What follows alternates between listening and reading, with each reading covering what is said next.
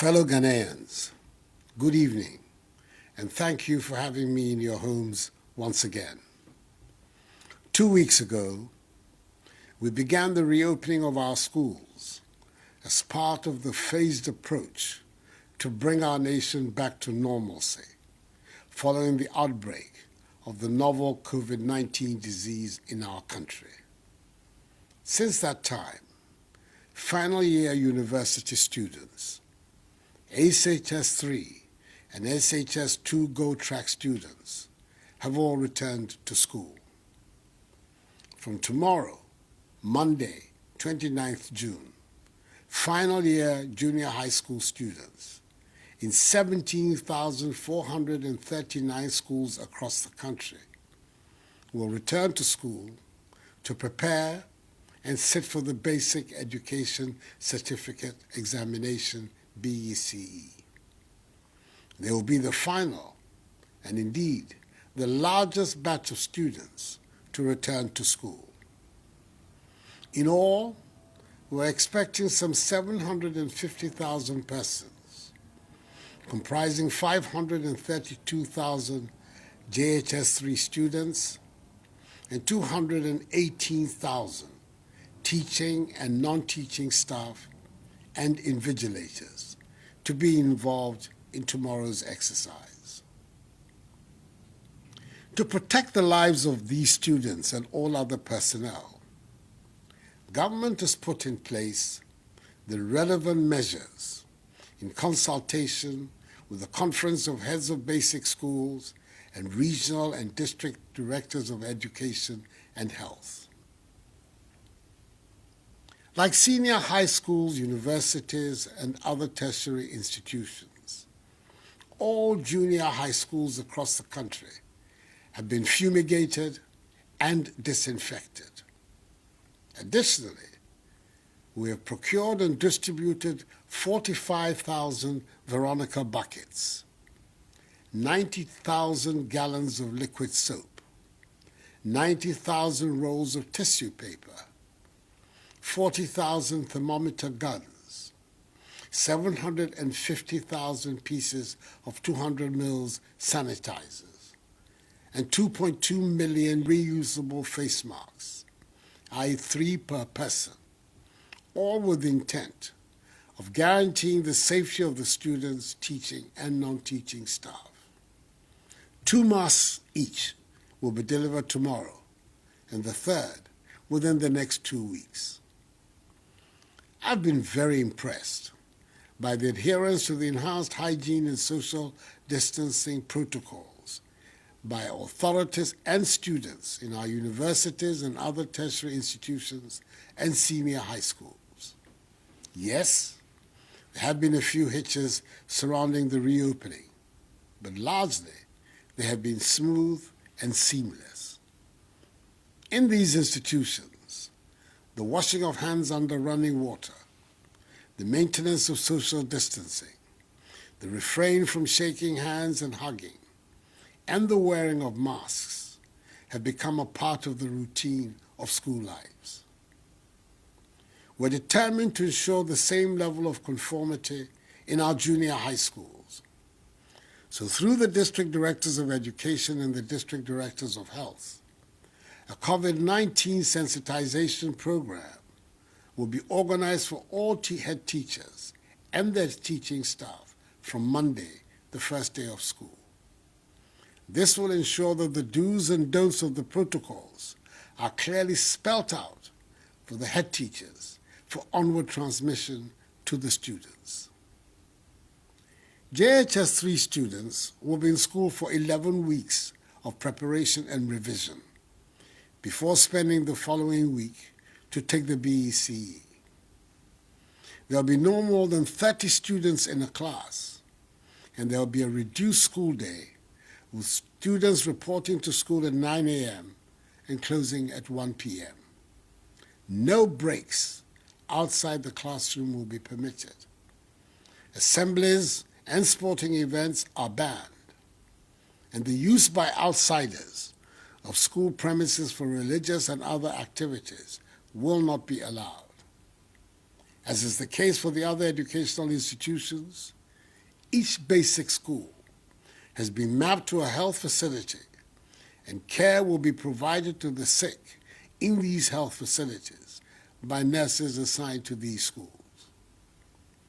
I assure all parents and guardians that government will not put the lives of 750,000 students, teachers, and non-teaching staff who will be returning to school from tomorrow at risk. We've made all the required provisions to protect them whilst in school. It bears repeating, however, that they must all adhere strictly to enhanced personal hygiene and social distancing protocols, regularly wash their hands with soap under running water, refrain from shaking hands and hugging, and wear masks to protect themselves and others. Our survival, I repeat, is in our own hands, and together we can defeat this virus. We all know that these are truly historic times. The world is reeling from the effects of this pandemic, and the things we took for granted some 6 months ago are now under question.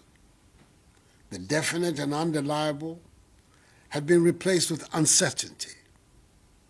However, as with any other form of hardship, there are always lessons to be learned, as there are opportunities for growth. What we have witnessed recently is that despite us living in an interconnected and globalized world, each nation ultimately stands alone in its challenge to protect its people. Nonetheless, it is obvious that international cooperation, where feasible and practical, can serve to complement the resolution of national challenges. In Ghana, from the very onset, government has acted to limit and stop the importation of the virus, contain its spread, provide adequate care for the sick, limit the impact of the virus on social and economic life, and inspire the expansion of our domestic capability and deepen our self-reliance.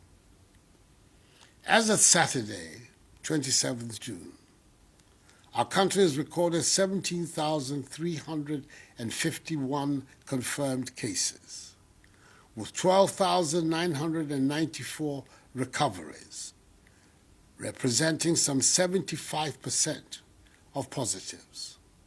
This means that currently we have 4,245 active cases, having conducted 294,867 tests, one of the highest on the continent. 30 persons are severely and critically ill, and we have a total of 112 sad deaths, constituting 0.6% of positives, as we maintain one of the lowest death rates in the world. Fellow Ghanaians, as I have stated before, one of the key objects of our fight against COVID-19 has been to save lives and reduce the number of deaths. The Ghana Health Service has observed that most of the patients that have been lost to the virus died either on arrival at the hospital or within 48 hours after arrival. Unfortunately, we still have some persons in the country who are not taking the dangers associated with this disease seriously, and therefore do not seek medical help as soon as they have symptoms that suggest an infection of the virus. There should be no fear of stigmatization or embarrassment with being diagnosed with COVID-19. So please, when you begin to experience symptoms such as fever, persistent cough, bodily pains, loss of taste and smell, and difficulty in breathing, seek immediate medical attention at the nearest health facility. Most patients who are critically ill and need intensive care do indeed survive the virus if they seek medical help promptly. For example, out of 53 patients admitted into intensive care units at the Ghana East Municipal Hospital and the University of Ghana Medical Center since the pandemic struck, 44, i.e. 83%, have fully recovered and have been discharged. This is in part due to the immense dedication and hard work being exhibited by our health workers, who continue to care for those affected by the virus and for the sick in general.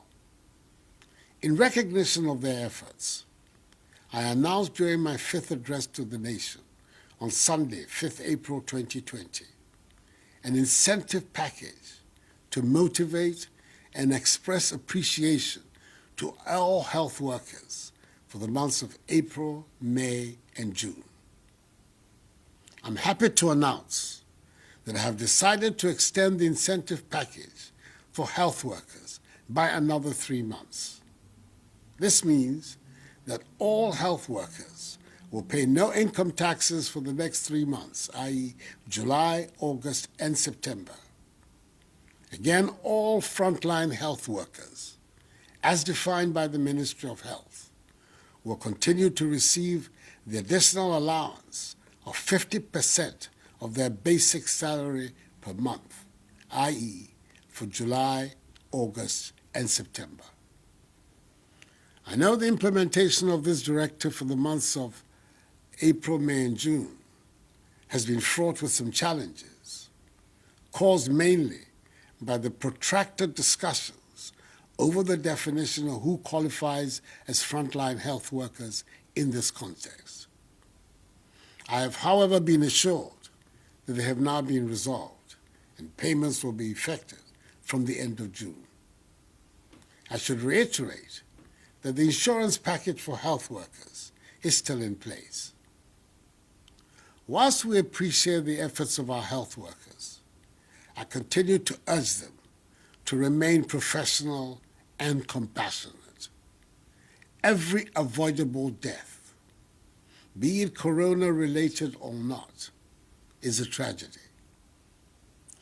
Let us all be reminded in our daily routines that adhering to the enhanced social distancing and hygiene protocols will not only save our lives, but also prevent our healthcare infrastructure from being overburdened. Let us wash our hands with soap under running water. Use alcohol-based sanitizers. Maintain the protocols on social distancing. Avoid person-to-person contact. Eat our local foods that boost our immune systems. And yes, wear masks at all times when we leave our homes. These are the weapons of our battle. We must keep up our guard at all times and see to it that sooner rather than later, COVID-19 becomes nothing but a blip on our forward march to sustained development, progress, and prosperity. I've been very encouraged by how our religious leaders have supported and embraced the fight against COVID-19, despite their concerns with some elements of the prescribed safety protocols and guidelines. I will continue to engage with them and all other stakeholders in our efforts to defeat the virus. Enuanom, if you're Chineko, your most school for a ward JHS3, besan ku school biom, ako tro won sohwe a etwato. Ti se won nuanom panyimfo a ward SHS3 in the university. JHS3 for bedi na wotwe du baako ewu school. Ansa na won atro won sohwe no. Ese ye nyina ehu se ɔman no kɔso gyina yɛn adesua so nti ɛnsɛ sɛ yɛdidi ho agorɔ. M'aban no ayɛ nhyehyɛe a ɛbɛbɔ me mmɔfra no nyinaa ho ban. Nti awofoɔ, ɛma moyɛ me nhyehyɛmmɔ. Ɛfiri sɛ ɔman Ghana nkɔsoɔ, ɛhia sɛ mmɔfra no nyinaa ɛbɛsua adeɛ. Anyamime, kɛgye wɔ JHS 3B yɛ Baya School. Kona amaya kaseni, kihame exam. Tomo amenyemi me onukpai ni yo SHS 3 ke university. JHS 3B Baya Ochi Nyoma ke ekome ye school. Daniel me baba na mengma ame exam. Isane wo fe wono ake. Wamano ya dumo ni kasemono. Noe wo isani wo kesho. Woto gbejiano. Ni babu gbeke bie. He. Noe wo follow e. Ye kahanye muso ashanye. Ejake Ghana no ya. Hiani gbeke bi fe akaseni. Fellow Ghanaians, as we cross the halfway point of 2020, arguably one of the most difficult years in recent memory, I continue to feel a sense of gratitude, determination, and faith. Gratitude towards you, the Ghanaian people, who have shown such extraordinary grace and selflessness throughout this difficult period. Determination in my work for all of you, bringing Ghana through this crisis and beyond, and making sure we come out of this stronger than ever before. And faith in the one true God who orders our every step. This too shall pass. For the battle is the Lord's, and with him by our side, we fear nothing but his judgment and need nothing but his grace. May God bless us all in our homeland Ghana and make her great and strong. I thank you for your attention and good night.